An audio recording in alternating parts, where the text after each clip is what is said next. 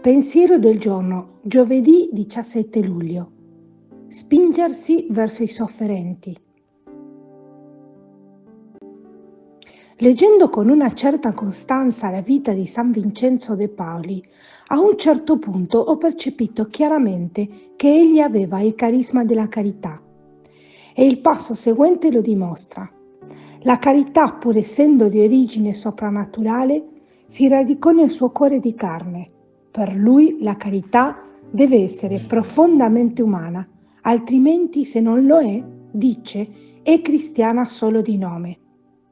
È chiaramente necessario stare e sentire con il fratello, diventare uno fino a portare il suo peso doloroso o a portare insieme quello gioioso. Non poter vedere una persona soffrire, dice, senza soffrire con lui. Vederla piangere senza piangere con lui. È un atto d'amore che porta i cuori a entrare in empatia con l'altro e a sentire ciò che l'altro sente, molto diverso dalle azioni degli uomini, che non provano alcun sentimento quando vedono il tormento dell'afflitto o la sofferenza del povero.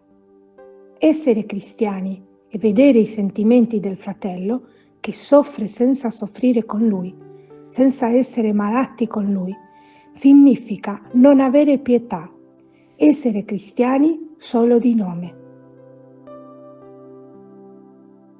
Chiara Lubick, L'amore del fratello, Città Nuova Editrice. Ciao, se ti è piaciuto questo video, metti mi piace, dito in alto, e iscriviti al canale. È libero, gratuito e senza alcun impegno. Parola di vita. Luglio 2025.